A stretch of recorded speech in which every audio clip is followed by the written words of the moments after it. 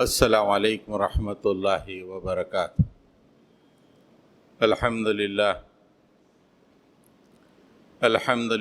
نحمده ونستعینه ونستغفره ونؤمن به ونتوکل علیہ ونعوذ باللہ من شرور انفسنا ومن سیئات اعمالنا من يهدي الله فلا مضل له ومن يضلل فلا هادي له ونشهد أن لا إله إلا الله وحده لا شريك له ونشهد أن محمدا عبده ورسوله أرسل بالحق بشيرا ونذيرا وداعيا إلى الله بإذنه وسراجا منيرا اللهم صل على محمد وعلى آل محمد كما صليت على إبراهيم وعلى آل إبراهيم إنك حميد مجيد اللهم بارك على محمد وعلى آل محمد كما باركت على إبراهيم وعلى آل إبراهيم إنك حميد مجيد اما بعد۔ سامعین محترم، اللہ تعالیٰ نے انسان کو دنیا میں بھیجا اور اس دنیا میں انسان طرح طرح کے حالات سے گزرتا ہے۔ کبھی وہ اپنی زندگی میں خوشیوں کے چراغ جلاتا ہے، کبھی غم کے اندھیروں میں بھٹک جاتا ہے، الگ الگ حالات کو شکار ہوتا رہتا ہے۔ وہ شاہ ہو کے گدا، امیر ہو کے غریب، ہر آدمی اپنے اپنے طور پہ مختلف حالات کا شکار ہوتا چلا جاتا ہے۔ انفرادی طور پر بھی اور اجتماعی طور پہ بھی قومیں مختلف حالات کا شکار ہوتی چلی جاتی ہیں۔ کبھی خوشحالی رہتی ہے، کبھی بدحالی رہتی ہے، کبھی موضوع حالات ہوتے ہیں، کبھی بہت مشکلات پیش آتی ہیں۔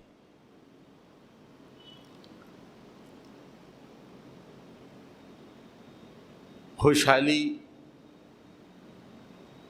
جب ہو تو وقت بڑی تیزی سے گزر جاتا ہے، لیکن جب مشکلات آتے ہیں تو آدمی پریشان ہو جاتا ہے۔ اب جب مشکلات اور پریشانیوں میں آدمی گھرتا ہے تو اس وقت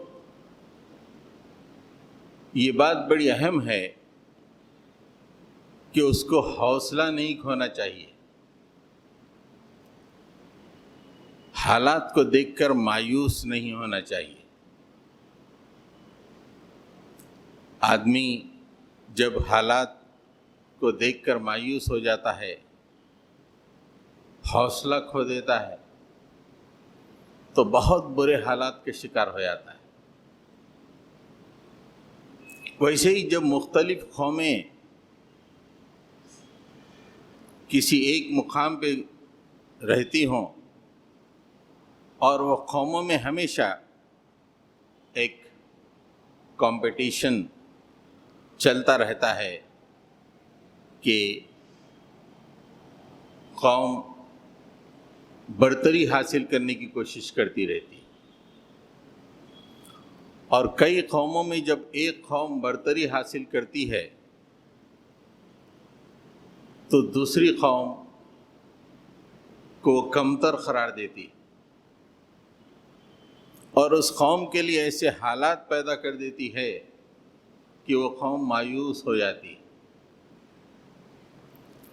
اب جب قوم مایوس ہو جاتی ہے، برتر قوم جو مقام اس مایوس قوم کو دینا چاہتی ہے، پوری رضامندی کے ساتھ وہ مایوس قوم اس مقام کو قبول کر لیتی ہے۔ مایوسی کا سب سے بڑا نقصان یہ ہوتا ہے۔ لیکن اگر قوم مایوس نہیں ہوتی ہے پر امید رہتی ہے، ایک اچھے مستقبل کی طرف وہ جانا چاہتی ہے، تو پھر ایک نہ ایک دن وہ وقت آتا ہے کہ قوم اندھیروں سے نکل کر اجالوں میں پہنچتی ہے اور مقام برتری کو حاصل کر لیتی ہے۔ قوموں کی کشمکش میں اس بات کو بڑی اہمیت حاصل ہوتی ہے کہ برتر قوم ہمیشہ کمتر قوموں کو مایوس، نا امید کر دیتی ہے۔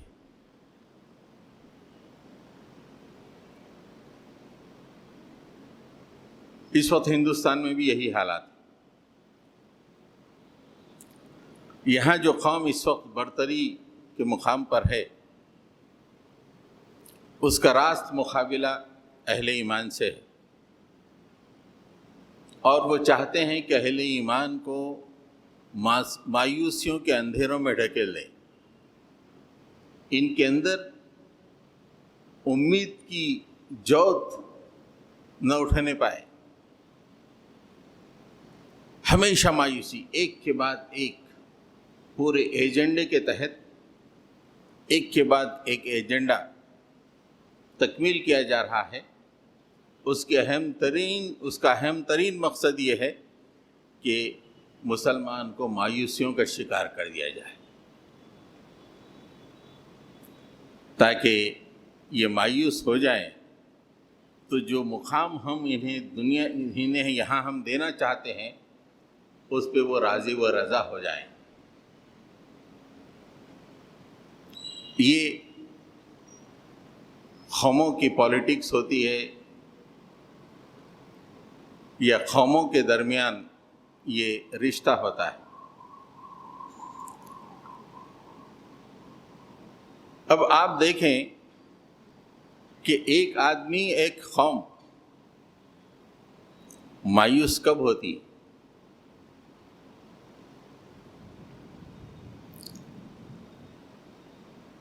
اس کی دو وجوہات ہوتی ہیں۔ ایک وجہ یہ ہے کہ آدمی یا قوم کہیں سے کوئی سپورٹ نہ پائے، وہ مایوس ہو جاتی ہے۔ نو سپورٹ فرام اینی کوارٹر، عدالت سے کوئی سپورٹ نہیں،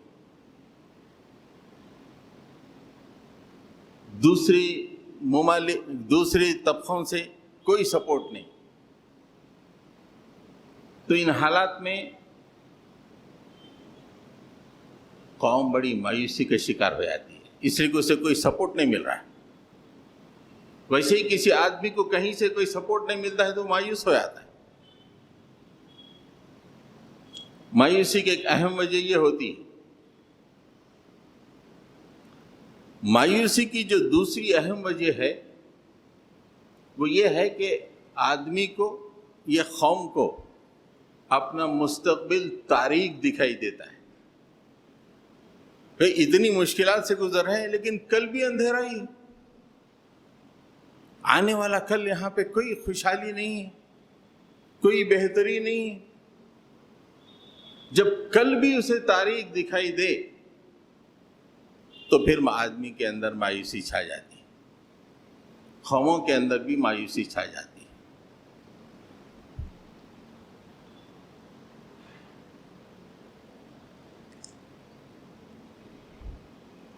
یہ دو وجوہات کی بنا پر قومیں یا انسان مایوسیوں کے دلدل میں پھنستا چلا جاتا ہے،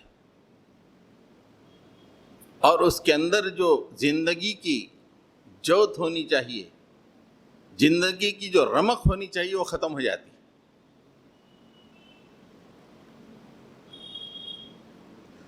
تو ہم ان دو باتوں پہ ڈسکس کریں گے کہ قوم یا انفرادی آدمی، کوئی فرد جب سپورٹ نہ پائے تو مایوس ہو جاتا ہے۔ ہو سکتا ہے کہ یہ عام انسانوں کے لیے کلیہ ہو سکتا ہے، لیکن اہل ایمان کے لیے کلیہ نہیں ہے۔ ایمان کا تقاضا یہ ہے کہ وہ کبھی مایوس نہیں ہوتا. دنیا کی اکثریت مایوس ہو جائے حالات سے، لیکن اہل ایمان کتنے ہی گمبھیر حالات سے گزرے، اس کے ایمان کا تقاضا یہ ہے کہ وہ مایوس نہیں ہوتا.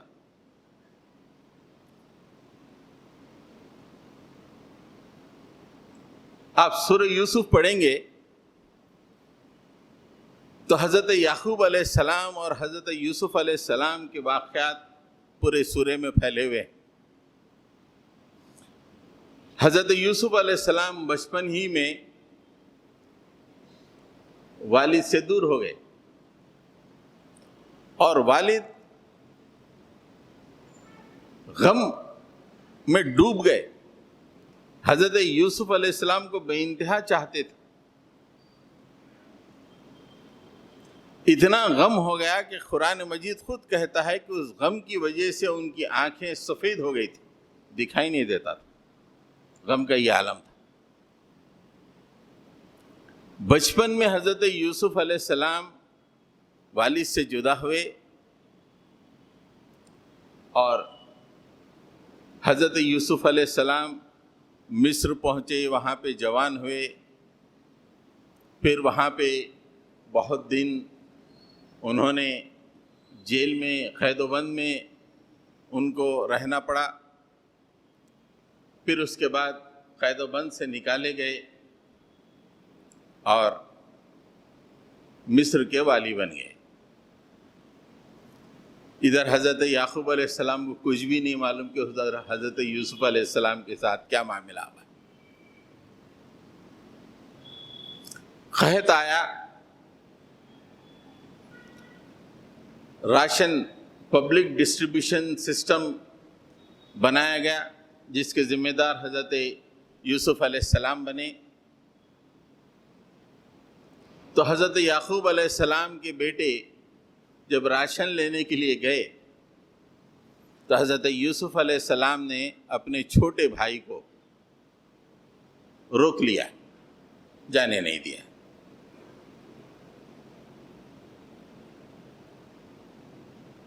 دوسرے جو بیٹے ہیں آ کے والد سے بتائے کہ ابا جان آپ کے بیٹے کو مصر کے والی نے روک لیا ہے.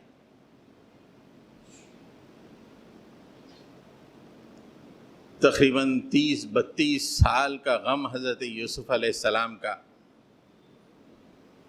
اس کے بعد ان کے چھوٹے بھائی بھی جدا ہو گئے اور بچے آ کے اطلاع دے رہے ہیں کہ وہ پکڑ لیے گئے. لیکن حضرت یعقوب علیہ السلام ایمان کے کامل ترین مقام پر تھے. آپ دیکھیے کہ 32 سال ہو چکے ہیں حضرت یوسف علیہ السلام کو گھر سے گئے ہوئے، اور کہاں ہے کدھر ہے کوئی نہیں، کچھ نہیں معلوم.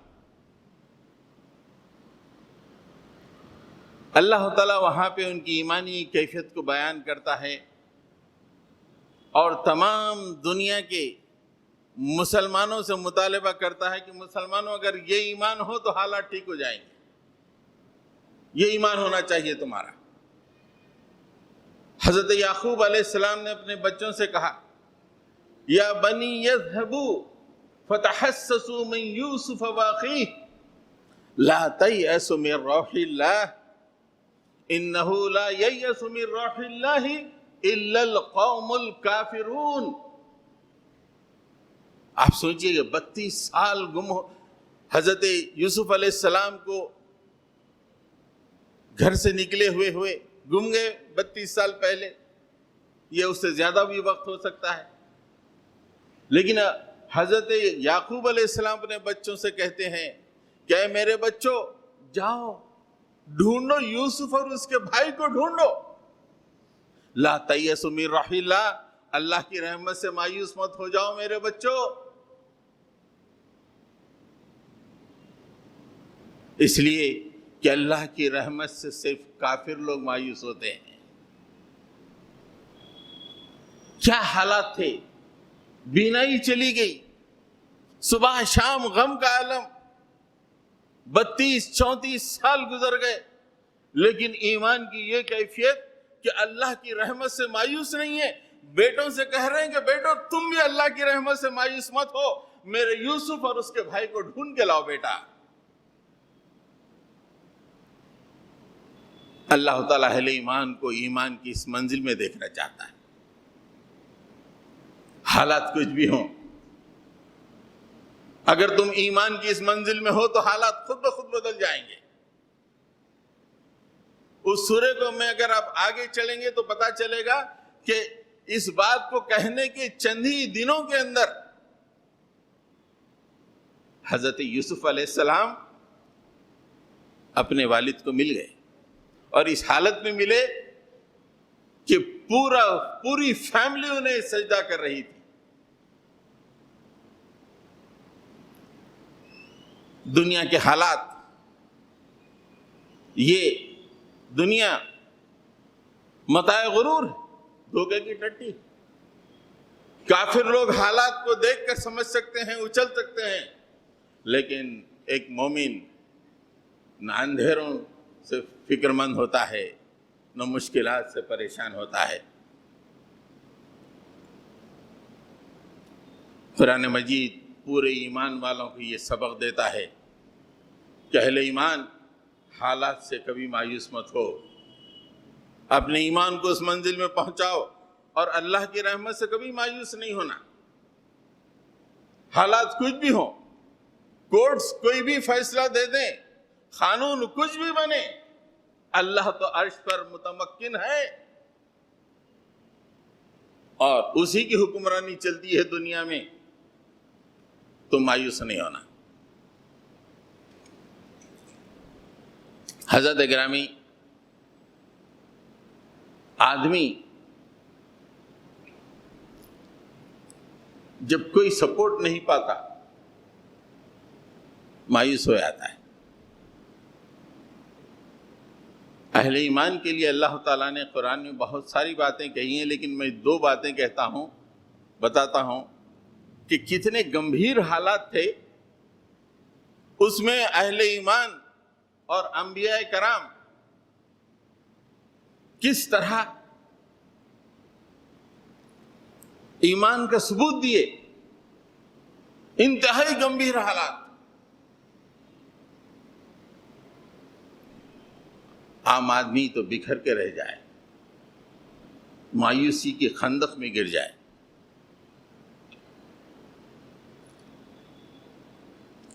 سورہ شورى اگر آپ پڑھیں گے تو وہاں پر حضرت موسیٰ اور فرعون کا تذکرہ ہے. بہت سے مقامات پہ آپ قرآن میں پڑھیں گے تو بنی اسرائیل مصر میں غلام بنا لیے گئے تھے. بہت ہی مشکل حالات, بہت مشکل حالات. اللہ تعالیٰ بنی اسرائیل پر رحم کیا, حضرت موسیٰ علیہ السلام کو مبعوث کیا. موسیٰ علیہ السلام بار بار فرعون سے مطالبہ کرتے تھے کہ میرے ساتھ میری قوم کو بھیج دیجیے, انہیں آزادی دے دیجیے, میں لے کے چلا جاؤں گا. فرعون تیار نہیں ہوتا تھا.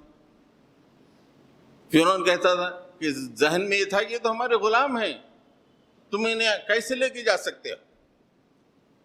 بار بار حضرت موسیٰ علیہ السلام نے فرعون سے مطالبہ کیا کہ میرے قوم کو میرے ساتھ لے جانے کا موقع دو, اور میں قوم کو لے جانا چاہتا ہوں میرے ساتھ. حضرت موسیٰ کے بار بار کہنے کے باوجود فرعون نہیں مانا. ایک دن اللہ تعالیٰ نے حضرت موسیٰ کو وحی کی, وَأَوْحَيْنَا إِلَى مُوسَىٰ أَنْ أَسْرِ بِعِبَادِي فَإِنَّكُمْ مُتَّبَعُونَ. موسیٰ, میرے بندے یعنی اہل ایمان کو تم اب لے کے نکل جاؤ, اور یاد رکھو کہ فرعون تمہارا پیچھا کرنے والا ہے.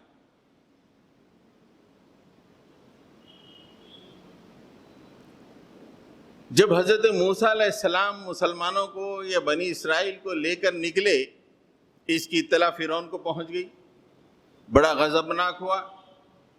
فَأَرْسَلَ فِرْعَوْنُ فِي الْمَدَائِنِ حَاشِرِينَ إِنَّ هَؤُلَاءِ لَشِرْذِمَةٌ قَلِيلُونَ. وَإِنَّهُمْ لَنَا لَغَائِظُونَ وَإِنَّا لَجَمِيعٌ حَاذِرُونَ۔ فرعون نے فوری حکم دیا کہ مختلف شہروں کو ہرکاروں کو روانہ کر دو اور اعلان کرو کہ سب مل کے آئیں، اور ان ہر شہر میں جا کے اس بات کا اعلان کر دو کہ یہ چھوٹی سی منسکیول مائنورٹی ہے، لَشِرْذِمَةٌ قَلِيلُونَ، they are nothing but a small minority، اور انہوں نے ہمیں بڑے غصے میں ڈال دیا ہے، ہمارے سامنے کھڑے ہو گئے ہیں، ہماری حکومت کو انہوں نے چیلنج کیا ہے۔ ہم آلتو فالتو قسم کی قوم نہیں ہے، ہم چوکن نہ رہنے والی قوم ہیں۔ آنن فانن میں ایک ایک شہر میں ہرکارے حاشرین یعنی جمع کرنے والوں کو فرعون نے بھیج دیا، اور ہر گاؤں میں اعلان ہوا، ہر گاؤں کے لوگ مسلمانوں کا پیچھا کرنے کے لیے، ان کے خاتمے کے لیے فرعون کے آواز دینے پہ جمع ہو گئے۔ ایک دو تین آیتیں میں چھوڑتا ہوں، آپ دیکھیں، سورہ شورى پڑھیں تو پتہ چلے گا۔ پھر اس کے بعد جب پورے جمع ہو گئے، فَأَتْبَعُوهُمْ مُشْرِقِينَ، پھر صبح صبح فرعون بلا کہ لیٹ اس کوچ، مسلمانوں کا پیچھا کرو، اب یہ جا رہے ہیں۔ حضرت موسیٰ جب اہل ایمان کو لے کے جا رہے تھے، جب ایک مقام پر پہنچے تو سامنے سمندر آ گیا، ریڈ سی، سمندر آ گیا، اور مسلمان ٹھہر گئے وہاں پر، اور ادھر فرعون تمام لوگوں کو جمع کر کے ان کا پیچھا کر رہا تھا۔ سامنے سمندر ہے، مسلمان رکے ہوئے ہیں۔ جب پیچھے نظر پڑی تو فرعون اپنے لشکر جرار کے ساتھ آ رہا ہے۔ سچویشن آپ ویژولائز کیجئے، تصور کیجئے، مسلمان تھوڑے سے جان بچانے کے لیے مصر چھوڑ کے نکل رہے تھے، سمندر آگے نہیں بڑھ سکتے، اچانک پیچھے دیکھا ایک لشکر جرار فرعون کا پیچھا کر رہا ہے۔ میں جو پوائنٹ پروو کرنا چاہ رہا ہوں کہ جب آدمی کوئی سپورٹ نہیں پاتا ہے تو مایوس ہو جاتا ہے، امید کھو دیتا ہے، اور مسلمان کا یہی معاملہ ہوا اس موقع پر۔ اللہ تعالیٰ وہاں پہ فرماتے ہیں فَلَمَّا تَرَاءَ الْجَمْعَانِ قَالَ أَصْحَابُ مُوسَىٰ إِنَّا لَمُدْرَكُونَ، جب مسلمانوں نے دیکھا کہ سامنے سمندر ہے، پیچھے سے ایک اور لشکر آ رہا ہے، چیخ اٹھے، ارے ہم تو پکڑے گئے، ہمارا اب کام ہو گیا۔ اس کے جواب میں حضرت موسیٰ نے جو بات کہی وہ ہر مسلمان کے ذہن میں بیٹھ جانا انتہائی ضروری ہے کہ مسلمانوں کا سپورٹ کبھی ختم نہیں ہوتا۔ مسلمانوں کا سپورٹ کرنے والا نہ امریکہ ہے نہ رشیا ہے، مسلمانوں کا سپورٹ کرنے والا کوئی سپر پاور نہیں ہے۔ حضرت موسیٰ نے اس وقت کہا قال کلا، ہرگز نہیں، ان معی ربی سیہدین، میرا رب میرے ساتھ ہے اور میری ہدایت کرنے والا ہے، مجھے راستہ دکھانے والا ہے۔ انتہائی نازک حالات میں، سامنے سمندر، پیچھے سے فرعون کی فوج، لاکھوں کی فوج، مسلمان بیچ میں سینڈوچ بنے ہوئے ہیں اور اپنا حوصلہ کھو چکے ہیں۔ حضرت موسیٰ کہتے ہیں کہ نو، میرا سپورٹر تو عرش والا ہے، وہ میرے ساتھ ہے، میرے ساتھ ہے، اور وہ میرے بتائے گا کہ مجھے کیا کرنا ہے۔ پھر آنن فانن میں اللہ تعالیٰ نے حضرت موسیٰ کو وحی کی، اور حضرت موسیٰ نے سمندر پہ عصا مارا، راستہ بنا، مسلمان نکل گئے۔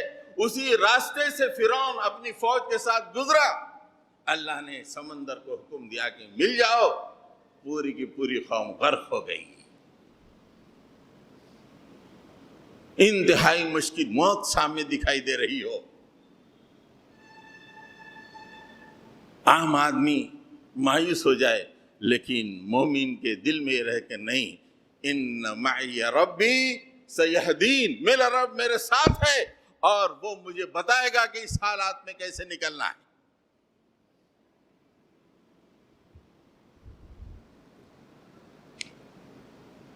مسلمانوں کے لیے سپورٹ کہیں سے نہیں آتا، اس کے لیے سپورٹ تو عرش سے آتا ہے.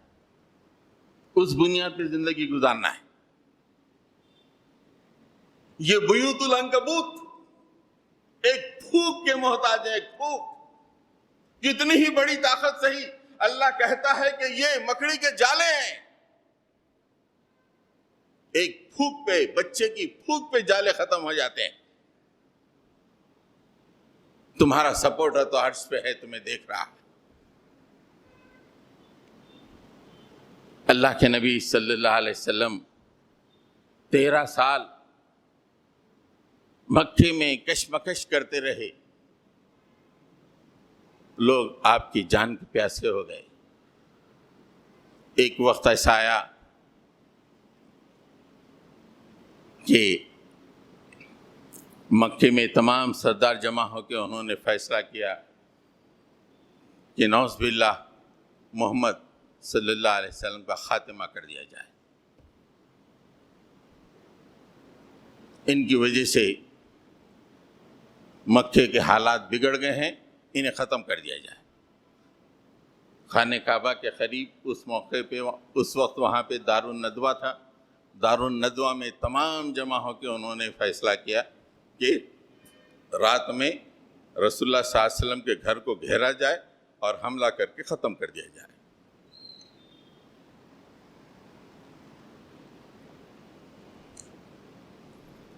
ایسے موقع پہ اللہ تعالیٰ نے حکم فرمایا کہ آپ مکے سے مدینے کی طرف ہجرت فرمائیے. اللہ کے نبی صلی اللہ علیہ وسلم حضرت ابو بکر کو لے کر مدینے کی طرف ہجرت کیے. حکیمانہ انداز میں آپ نے غار سور میں 3 دن قیام فرمایا. اور جب لوگوں نے حضرت محمد عربی صلی اللہ علیہ وسلم کے گھر کو گھیر لیا تھا اور دیکھا کہ اللہ کے نبی اندر موجود نہیں ہے اور حضرت ابو بکر بھی مکے میں نہیں ہے، تمام جمع ہو کے اعلان کیا کہ جو بھی ان دونوں کو زندہ یا مردہ لے کے آئے گا 100 سرخ اونٹ اسے انعام میں دیے جائیں گے. اس کی اطلاع اللہ کے نبی کو غار سور میں مل رہی تھی. حضرت ابو بکر کے بیٹے رات میں آ کر بکریوں کے ساتھ دودھ پلاتے تھے بکریوں کا، اور پوری اطلاع دیتے تھے کہ آج مکے میں یہ ہو رہا ہے، یہ مکے میں ہو رہا ہے. جب لوگوں کے اندر جوش پیدا ہوا کہ 100 سرخ اونٹ کو لیا جائے، لوگ مختلف مقامات پہ جانے لگے آپ لوگوں کو ڈھونڈنے کے لیے. یہاں تک کہ کچھ لوگ پہاڑ کی اس اونچائی پہ غار سور کے دہانے پہ پہنچ گئے. حضرت ابو بکر بیٹھے ہوئے ہیں، آپ کی مانڈی پہ رسول اللہ صلی اللہ علیہ وسلم آرام فرما رہے ہیں. حضرت ابو بکر نے دیکھا کہ لوگوں کے قدم دکھائی دے رہے ہیں غار کے اندر سے، لوگ دہانے پہ پہنچ گئے ہیں. بے چین ہو گئے. حضرت ابو بکر جیسی چٹان متزلزل ہو گئی. فرمایا کہ اللہ کے رسول، دشمن تو غار کے دہانے پہ پہنچ گیا ہے. اللہ کے رسول، کتنی مایوسی کا مقام تھا. بس تھوڑا سا دشمن جھک جائے تو رسول اللہ اور ابو بکر صدیق رضی اللہ تعالیٰ عنہ پکڑے جائے. کتنا سچویشن آپ ویژولائز کیجئے. جب حضرت ابو بکر نے فرمایا کہ اللہ کے رسول، دشمن تو غار کے دہنے پہ پہنچ چکا ہے، اب کیا ہوگا؟ اللہ کے نبی صلی اللہ علیہ وسلم کے جو جملہ اہل ایمان کے لیے قیامت تک کے لیے ایمان کو تازہ کرتا رہے گا. آپ نے فرمایا ما ظنک یا ابا بکر باثنین اللہ ثالثہما. اے ابو بکر تمہارا کیا خیال ہے ان دو کے بارے میں جس کے ساتھ تیسرا ان کا اللہ ہے؟ ہم دونوں نہیں ابو بکر، ہمارے سپورٹ میں اس وقت ہمارا اللہ موجود ہے. کتنے سنگین حالات میں یہ واقعہ کیا میسج دے رہا ہے؟ اہل ایمان کدھر جا رہے ہو؟ کن اندھیروں میں بھٹک رہے ہو؟ دنیا کی کوئی طاقت تمہیں مایوس کر سکتی ہے، تمہاری امید کو ختم کر سکتی ہے؟ نہیں، تمہارا نبی کے یہ الفاظ کہ ہم دو ضرور ہیں، دشمنوں میں گھرے ہوئے ضرور ہیں، لیکن اس وقت ہمارے ساتھ تیسرا اللہ موجود ہے. ابو بکر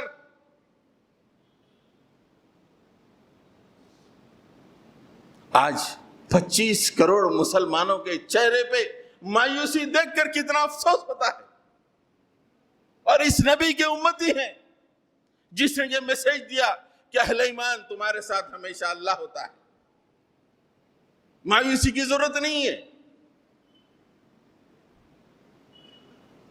سورہ توبہ اگر آپ پڑھیں گے تو اس واقعے کو اللہ تعالیٰ فرماتا ہے اِلَّا تَنْصُرُوهُ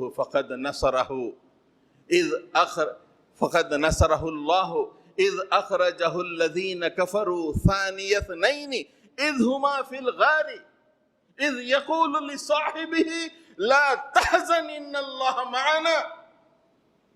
بہت بعد میں جب مسلمانوں نے آپ کے کہنے پہ تھوڑی سی سستی بتائی تو اللہ تعالیٰ کو بڑا غصہ آیا. کہا کہ اس وقت تم اس نبی کو سپورٹ نہیں کرتے ہو، اس کی مدد نہیں کرتے تو کوئی بات نہیں، اللہ تو اس وقت بھی اس کی مدد کر چکا ہے. وہ ایک غار میں موجود تھا جب کافروں نے اسے مکے سے نکالا تھا، وہ غار میں پناہ لیے ہوئے تھا، وہ اپنے ساتھی کے ساتھ تھا اور اپنے ساتھی سے یہ کہہ رہا تھا لا تحزن ان اللہ معنا، اے میرے ساتھی غم نہ کرو، اس وقت اللہ ہمارے ساتھ ہے.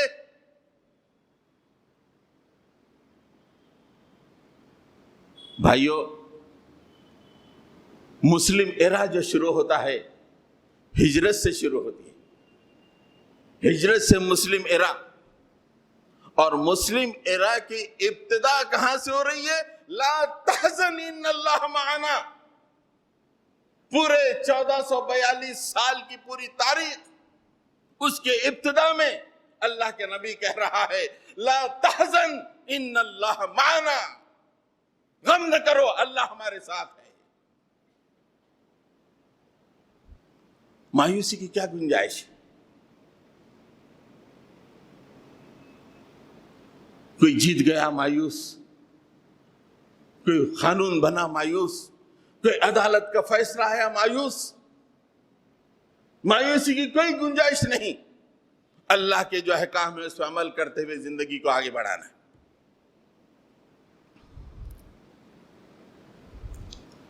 حضرات گرامی، مایوسی کی پہلی وجہ اس کے لیے میں نے 2 دلیلیں دی. جب آدمی کو کہیں سے کوئی سپورٹ نہیں ملتا ہے تو مایوس ہو جاتا ہے. اہل ایمان کے لیے تو ان اللہ معنا ہے، کوئی مایوسی کی گنجائش نہیں. حضرت موسیٰ کے ذکر میں بھی اس بات کا تذکرہ ملتا ہے، اللہ کے نبی صلی اللہ علیہ وسلم ہمارے نبی کی ذکر میں بھی اس کا تذکرہ ملتا ہے کہ مسلمانوں گھبراؤ نہیں، اللہ ہمارے ساتھ ہے. مستقبل جب تاریک ہوتا ہے آدمی مایوس، ہر آدمی رو رہا، ہمارے بچوں کا کیا ہوتا بھائی، ہمارے بچوں کو مستقبل تاریک دکھائی دے رہا ہے. حالات اتنے سنگین ہو گئے ہیں کہ ہر مسلمان اپنی مستقبل کو تاریک دیکھ رہا ہے. تاریک. کئی لوگ تو پروگرام بنائیں کہ امریکہ چلو، آسٹریلیا چلو، وہاں سٹیزن شپ لے لو. کئی لوگ پروگرام بنا رہے ہیں. یہ ایمان ہے؟ ہر گھر میں مایوسی طاری ہے، ہر گھر میں مستقبل کی تاریکی کے بارے میں گفتگو ہو رہی ہے۔ یہ اہل ایمان کا طرز ہو سکتا ہے، ان کا طریق ہو سکتا ہے؟ اسی لیے بھی ہم آپ کو دو مثالیں دیں گے کہ کتنے سنگین حالات، ہمارے حالات تو کچھ بھی نہیں ہے اس کے مقابلے۔ مستقبل کتنا روشن ہوتا ہے اہل ایمان کا، اس سے پتہ چلتا ہے۔ حالات کتنے ہی تاریک صحیح، لیکن مومن کا مستقبل انتہائی روشن ہوتا ہے۔ اس لیے کہ مومن کوئی دنیا کی دوسری قوموں سے تعلق نہیں رکھتا، یہ اللہ کی بنائی ہوئی قوم ہے۔ یہ چلتے ہیں حضرت موسیٰ علیہ السلام کے واقعے کی طرف، جو سورہ اعراف میں اللہ تعالیٰ نے بیان فرمایا۔ حضرت موسیٰ کا مقابلہ جادوگروں سے ہوا، جادوگر بری طرح ہار گئے اور اعلان کیا کہ ہم اسلام قبول کرتے ہیں۔ فرعون کو اور اس کے کیبنٹ کو بڑا زک پہنچا اس سے کہ اتنے مجمع عام میں ہم لوگ ہار گئے۔ اس واقعے کو اللہ تعالیٰ قرآن مجید میں فرماتے ہیں، قال الملأ من قوم فرعون اتذر موسى وقومه ليفسدوا في الارض ويذرك وآلهتك۔ پوری کیبنٹ، اس کے پورے ملا یعنی بڑے لوگ حکومت کے، فرعون سے کہے ارے کیا تم موسیٰ اور اس کی قوم کو یوں ہی چھوڑ دو گے؟ لیفسدوا فی الارض، زمین میں فساد پھیلائیں گے، ویذرک، تجھے بھی چھوڑ دیں گے، تیرا بھی انکار کر دیں گے اور تیرے خداؤں کا بھی انکار کر دیں گے کہ تو یوں ہی مسلمانوں کو اور موسیٰ کو چھوڑ دے گا؟ تو اتنا زبردست بادشاہ ہے، چھوڑ دے گا؟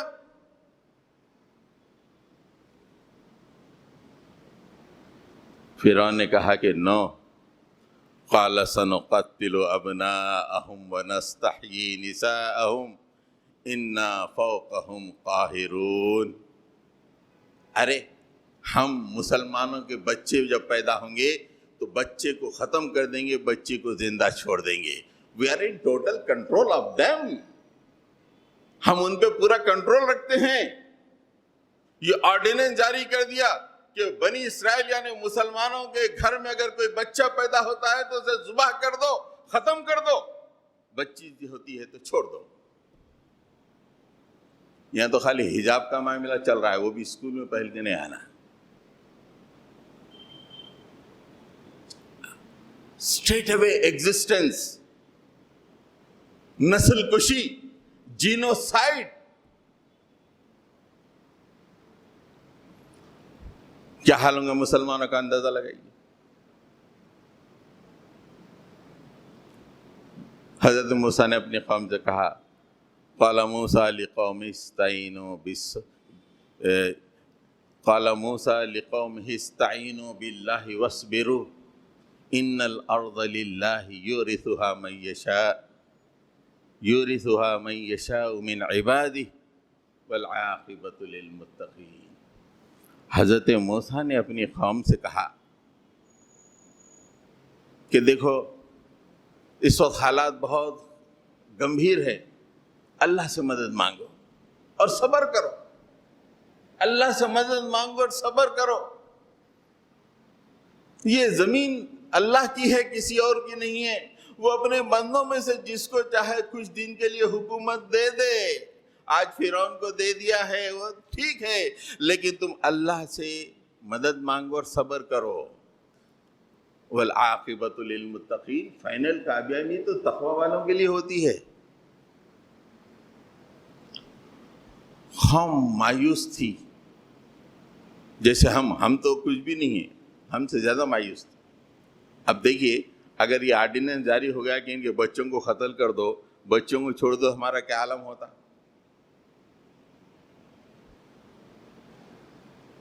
قوم نے موسیٰ کے سامنے کھڑے ہو کر کہا، قالوا اوذینا من قبل ان تأتینا ومن بعد ما جئتنا. اے موسیٰ تیرے آنے سے کوئی فائدہ نہیں ہوا موسیٰ، تیرے آنے سے پہلے بھی ہمارے یہی حالات تھے، اب تیرے آنے کے بعد بھی ویسے ہی حالات ہیں موسیٰ. مایوسی کی کس غار میں پہنچ گئی تھی قوم. اس موقع پہ حضرت موسیٰ نے وہ روشن مستقبل بتایا قوم کو کہ اے قوم مایوس کیوں ہو رہی ہو، تمہارا مستقبل تو اتنا روشن ہے. وہ مستقبل کیا ہے؟ قال عسى ربكم ان يهلك عدوكم ويستخلفكم في الارض فينظر كيف تعملون. اے میری قوم ان قریب اللہ تمہارے دشمن کو ختم کرے گا اور تمہیں دنیا میں حکومت عطا کرے گا. حکومت، یہ مایوسی کے حالات ختم نہیں بلکہ تم کو وَيَسْتَخْلِفَكُمْ فِي الْأَرْضِ، زمین میں تم کو حکومت عطا کرے گا. یہ روشنی ہے تمہارے لیے مستقبل کی. مایوسی کا کیا مقام ہے؟ یہ حالات کو دیکھ کے تم مایوس ہو گئے، مستقبل کو تم نے تاریخ سمجھا؟ نہیں، اللہ تعالیٰ تمہارے دشمن کو ختم کر کے تم کو زمین میں بادشاہت عطا کرے گا. اس کے بعد فَيَنْظُرَ كَيْفَ تَعْمَلُونَ، اس کے بعد ہم دیکھیں گے کہ تم کیسے ولیمے کرو گے اور کیسے دعوتیں کرو گے. کوئی مایوسی، تاریخ، مستقبل مسلمانوں کے لیے ہے ہی نہیں.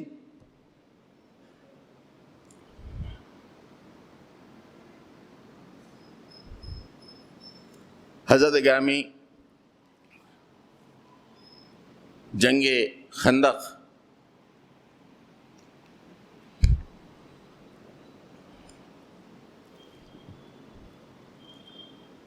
اللہ کے نبی مدینے میں موجود ہیں. بڑی مشکل سے مسلمانوں کی اس وقت پوری دنیا میں آبادی 3000، اب دنیا میں 165 کروڑ 170 کروڑ ہے اور ہندوستان میں 20 سے 25 کروڑ مسلمان ہیں. اور یہ واقعہ جو میں آپ کے سامنے بیان کر رہا ہوں اس وقت کا ہے جب پوری دنیا میں ایک بستی میں مسلمان اور اس کی آبادی صرف 3000، مسلمانوں کی آبادی 3000، اور دشمن اندر سے دشمن باہر سے. اور پوری دشمن عرب کے جتنے دشمن تھے، نجد کے علاقے سے، حجاز کے علاقے سے، خیبر کے علاقے سے 12,000 کی فوج جمع ہو گئی تھی مدینے پہ حملہ کرنے کے لیے. آپ سورہ احزاب میں پڑھیے کہ وہ حالات کیسے ہوں گے کہ اللہ تعالیٰ خود کہتا ہے کہ تمہارے کلیجے حلق کو آگے تھے. یہ حالات تھے. اللہ کے نبی صلی اللہ علیہ وسلم نے جب اطلاع ملی کہ اتنی کثیر تعداد میں فوج آ رہی ہے تو اللہ کے نبی صلی اللہ علیہ وسلم نے صحابہ سے کہا کہ صحابہ نے مشورہ دیا، حضرت سلمان فارسی نے، کہ خندق کھود لی جائے تاکہ مدینے کو بچا سکے. تو اللہ کے نبی صلی اللہ علیہ وسلم نے اس کو پسند فرمایا اور تمام صحابہ کے درمیان تھوڑی تھوڑی جگہ تقسیم کر دی کہ اس جگہ کو تم کھودو.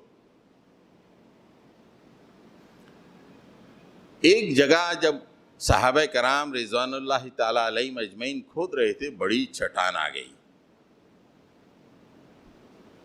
اور تمام کے تمام اللہ کے نبی صلی اللہ علیہ وسلم کے پاس آئے اور فرمایا کہ اللہ کے نبی، ایسی زبردست چٹان، سخت چٹان، ہم پوری کوشش کر رہے ہیں، چٹان اپنی جگہ سے ٹل نہیں رہی ہے.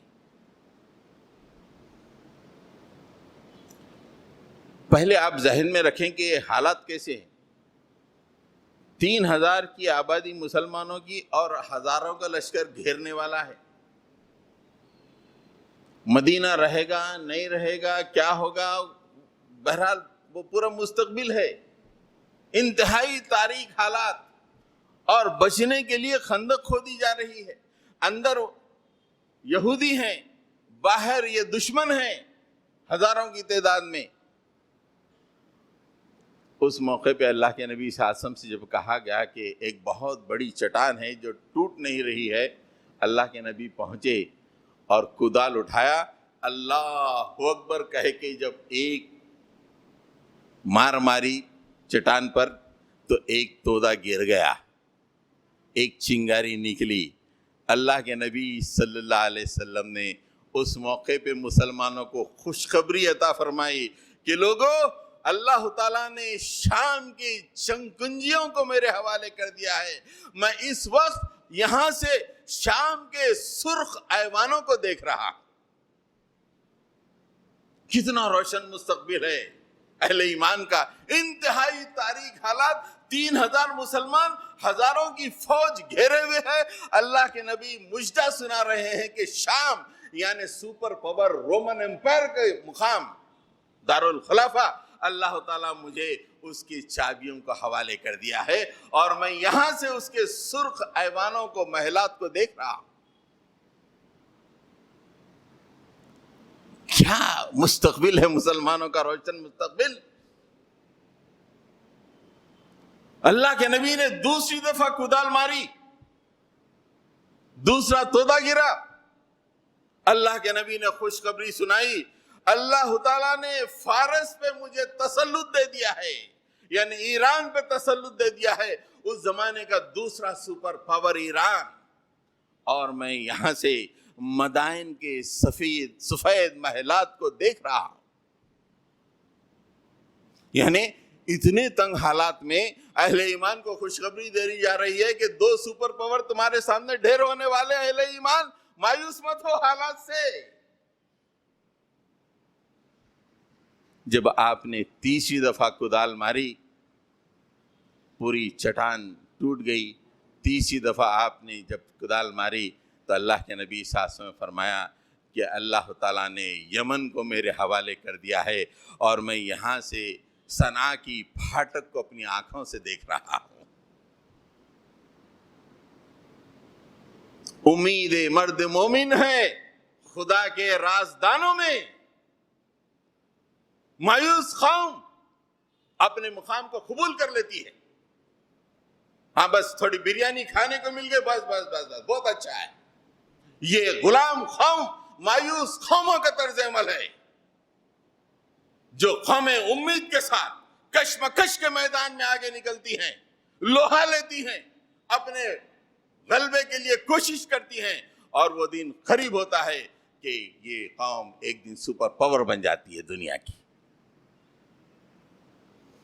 حضرات گرامی، اس وقت حالات ہندوستان کے یا دنیا کے کچھ بھی ہوں، مسلمانوں کے لیے مایوسی کا کوئی مقام نہیں ہے، اس لیے کہ ایک تو عرش والا ان کے سپورٹ میں اور ان کے ہمیشہ ساتھ ہے، دوسرا قرآن اور سیرت چیخ چیخ کر کہہ رہی ہے کہ مسلمانوں تمہارا مستقبل روشن ہے، تاریک نہیں ہے، روشن ہے، مایوس مت ہو، اللہ کے راستے میں پوری چابکدستی کے ساتھ، پوری استقامت کے ساتھ آگے بڑھتے رہو۔ دنیا میں کھو مت جانا، اگر دنیا میں کھو جا گئے تو مایوس بھی ہو جاؤ گے اور غلام بھی بن جاؤ گے۔ آؤ اسلام کے پرچم کو ہاتھ میں لو اور اس کو غالب کرنے کی کوشش کرو، جیسا حضرت موسیٰ نے کیا تھا اور جیسا محمد عربی صلی اللہ علیہ وسلم نے کیا۔ اگر وہ کام تم کرو گے تو مستقبل نہ تمہارا تاریک ہے اور نہ اللہ تم کو چھوڑنے والا ہے۔ وآخر دعوانا ان الحمد للہ رب العالمین۔